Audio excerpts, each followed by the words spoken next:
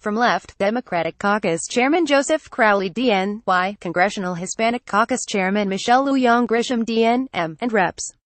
Linda T. Sánchez DCalif and Nanette Barragán DCalif address reporters after then Homeland Security Secretary John F. Kelly attended a meeting of the House Democratic Caucus, J. Scott Applewhite, following a campaign where Donald Trump offended many immigrant communities with his harsh rhetoric and promise of a crackdown along the border with Mexico. Members of the Congressional Hispanic Caucus hoped John F. Kelly would be an administration official with whom they could have a good working relationship.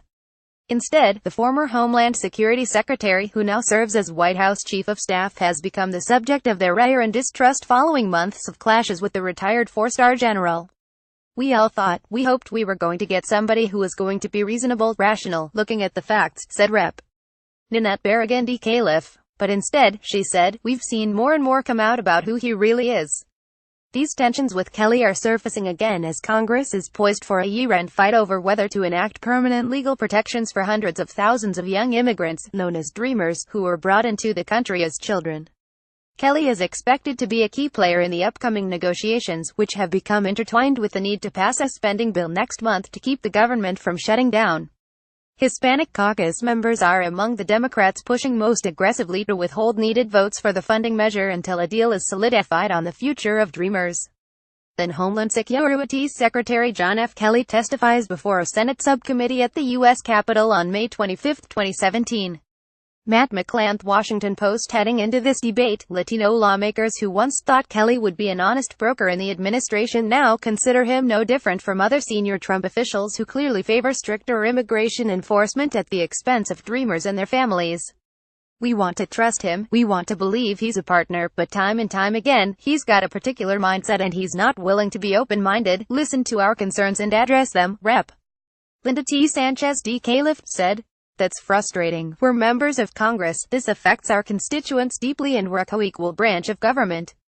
The tensions with Kelly started early this year when he was leading the Department of Homeland Security, with Latino Democrats describing him during public hearings and private meetings as patronizing, disingenuous and unwilling to concede facts when confronted with what they say was evidence that immigration officers may be overstepping bounds. A four-star general doesn't have very many people who are going to challenge him, said Rep. Joaquin Castro DTEX. You could tell it was unusual for him to be challenged by people. For members of the Hispanic Caucus, a House Homeland Security Committee hearing in February proved an early sign of the rough relationship ahead.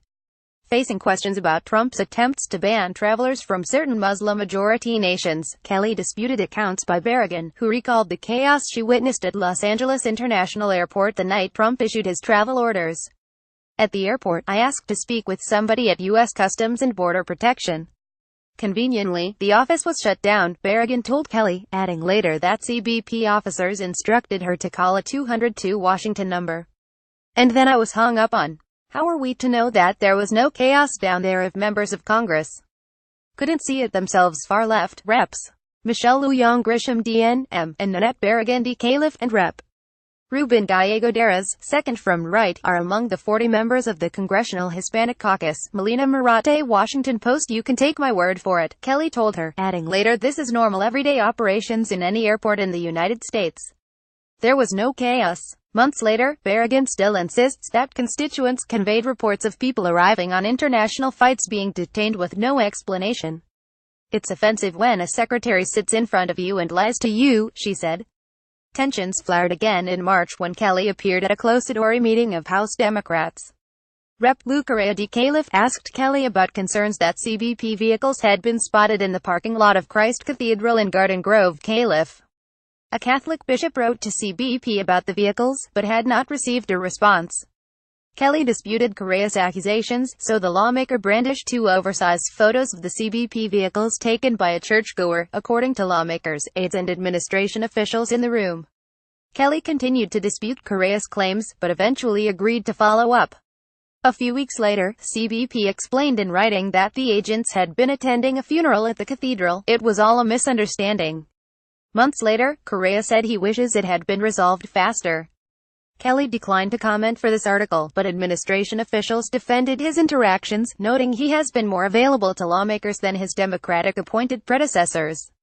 During his time at DHS, Secretary Kelly was not shy about defending the honorable women and men of the Department of Homeland Security, who every day enforce the laws Congress has adopted, against invalid and politically driven criticism. Jonathan Hoffman, the DHS Assistant Secretary for Public Affairs, said in an email.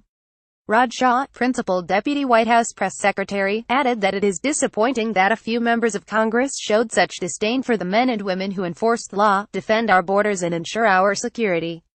Tensions over Dreamers arose during a July meeting in a drab Cannon House office building conference room. It occurred 2 weeks after Kelly appeared alongside Speaker Paul D. Ryan RWIs to endorse legislation to penalize sanctuary cities that refuse to assist federal immigration agents and to stiffen penalties for convicted and deported criminals who illegally re-enter the country. Democrats wanted to know why Kelly wouldn't endorse bipartisan bills to protect Dreamers. Kelly had told us that he was the best friend and best protection that Dreamers have, recalled Sánchez. Caucus members said they had spoken with Kelly previously about 2 bipartisan bills that would grant legal protections to Dreamers. During the meeting, Kelly called Dreamers good kids. I support them, Barragán recalled. But when she asked if he would support their legislation, he stood there in complete silence, she said, before telling the group, I'm unaware of any such legislation. Democrats in the room gasped, some laughed out loud in disbelief, and at least one member shouted, "Are you serious?" according to people in attendance.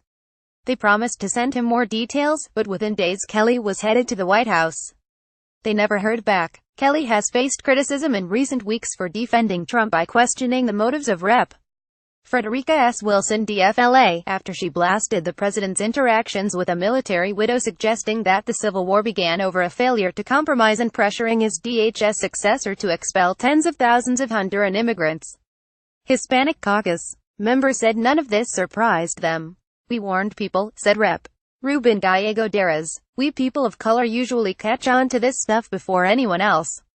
Latino lawmakers say they are now focused on building support for a permanent solution for Dreamers. Moderate Democrats and Republicans huddled again in recent days and agreed to work together to convince Ryan to resolve the situation in the coming weeks. Trump forced the issue in September, when he announced the end of an Obama-era program, the Deferred Action for Childhood Arrivals (DACA), that grants temporary status to hundreds of thousands of Dreamers. The White House is pushing Congress to enact a permanent solution for Dreamers by a March line. Trump wants any solution for Dreamers to be paired with changes in border security policy and has told GOP lawmakers that he doesn't want to see it resolved in any year and must pass legislation that sets government spending. Latino lawmakers said they will use any leverage they can to get a deal done. Every single day that goes by, you increase the risk to the community that deserves our absolute energy and attention, said Rep. Michelle Lujan Grisham DN.M, who chairs the Hispanic Caucus. Yeah, we'll see revised intensity to get a vote in the next couple of weeks.